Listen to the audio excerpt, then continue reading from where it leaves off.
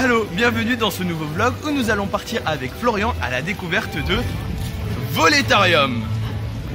Suivez-nous, on vous emmène. On s'est embarqué dans la file, il y en a pour 85 minutes, il a dit. Voilà, ça devrait passer assez vite vu la file d'attente qui nous attend et il y a quelques trucs ludo-éducatifs sur le ref. Donc on va vous montrer tout ça.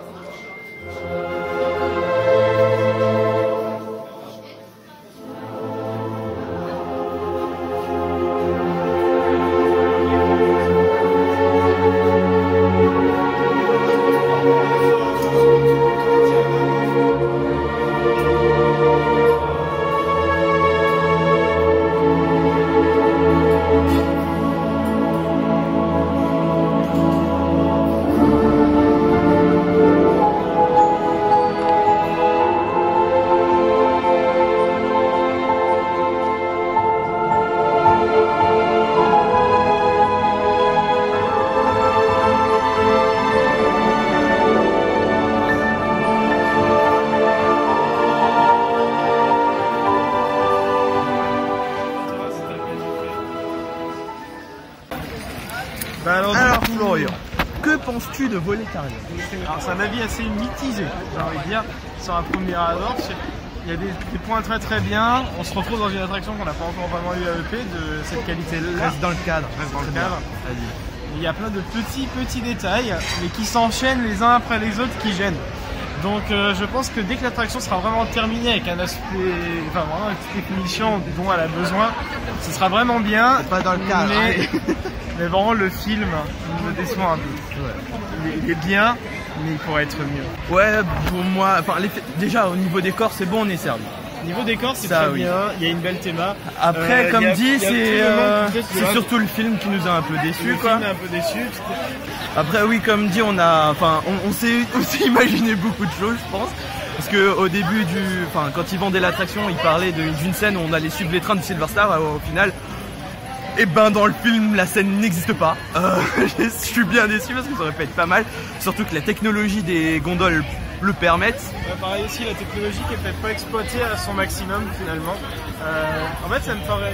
Je trouve que c'est une attraction qui a un gros potentiel mais qui est exploitée de façon assez timide. Oui. Je pense que c'est un peu ça, elle est un peu timide. Après bon c'est aussi la première fois qu'on fait un Flying Theater. C'est la première fois que le parc fait une aussi grosse nouveauté. Bientôt Soaring. Donc, on va faire la comparaison. Pour toi, bientôt je comparer. Donc du coup, on verra bien ce que ça donne quoi. Là, on se dirige vers. Alors par contre, un point que j'adore, c'est la zone. La zone, je la trouve très agréable. Elle est très musicale. C'est voilà, la musique c'est sympa et il y a quelque chose. Il y a des scènes très bien, hein, le grand salon. Avec l'écran un peu. Le grand salon avec les tapisseries. Ouais. C'est génial.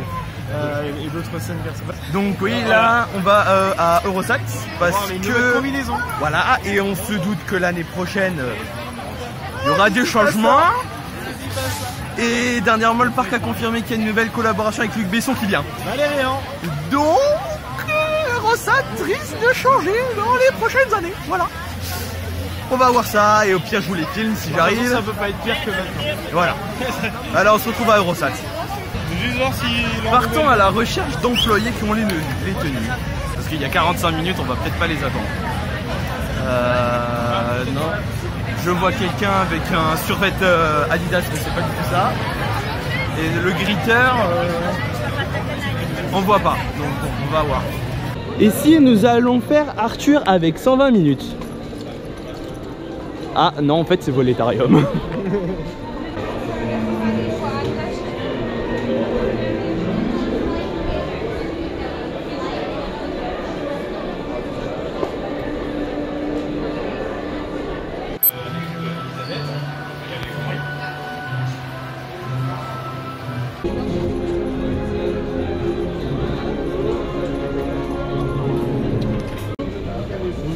un menu currywurst. Un Sprite.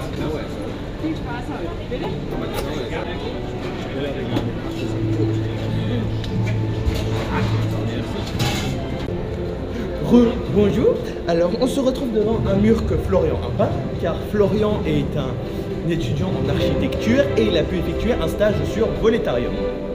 Donc c'est un mur qu'il a peint, le blanc surtout, il a un peu débordé là. Voilà.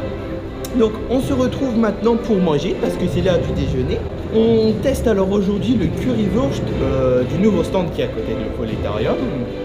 Et donc le menu currywurst, il y a d'autres machins mais j'ai pas retenu. Donc le menu coûte 9,30 et on a donc la boisson dans les vieux gobelets encore où il y a pas Romops qui est toute jolie. Et donc ça là. Alors déjà le curry on dit oui, la wurst on dit encore oui et les... Hein, on dit encore oui à la wurst. Hein.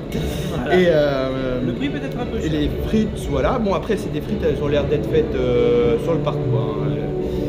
C'est pas de la frite indus. Et voilà donc on va goûter. Bon appétit. Ouais non les frites sont bonnes. Il y a aussi plusieurs choix de sauces, hein. Donc il y a douce et forte en curry. Vu que j'adore le curry et qu'on adore le curry, on a pris forte.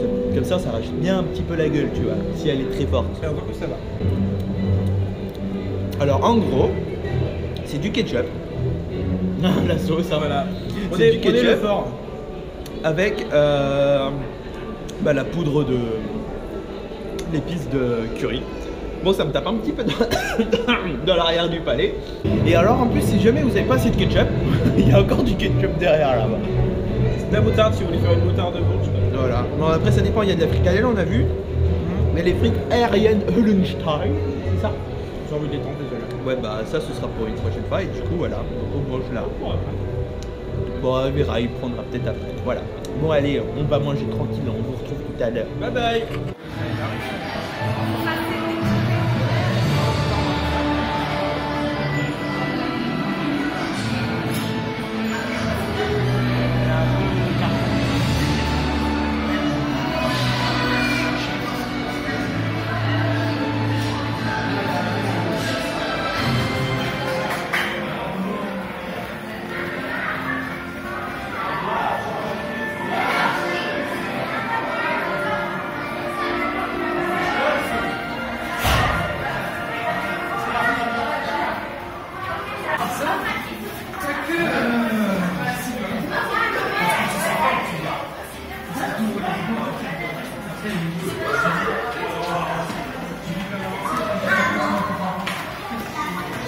Et voilà, on ressort.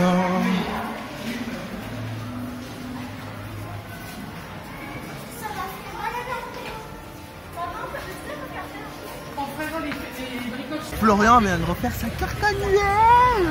Oui, alors il a des lunettes Advent to Clap Up You Up. Et il s'est acheté un pins Voletarium. Que je m'achèterai aussi certainement, mais pas aujourd'hui parce qu'il faut que les sous rentrent. Voilà. En tout cas, Florian va nous quitter. Je vais l'accompagner à l'entrée. Moi, je vais rester. Je vais filmer la parade. Travailler pour être architecte. Oui, enfin, hein. Vu les merdes que t'as fait sur Voletarium, hein, il y a les raccords, c'est pas tout à fait ça. Hein. C'est pas ma faute. La peinture, elle est bien. Allez, c'est pas trop ça, hein, les raccords. Hein. Ouais, si, c'est ça. Ouais. La partie avec les arches. Oui, ok, d'accord, t'as bien calculé les volumes 3D. Oh. Donc voici les bornes Ticket Time. Le système s'apparentera au Fast Pass de Disney. Moi je pensais qu'on allait avoir un écran et pouvoir choisir l'horaire. Mais au final non, donc on va scanner et ils nous donneront une plage horaire. Exactement. Pour faire Voletarium. Waouh, belle lumière. Donc voilà les Ticket Time seront bientôt en service je pense. Voilà. Vraiment il y a écrit plus de tickets aujourd'hui.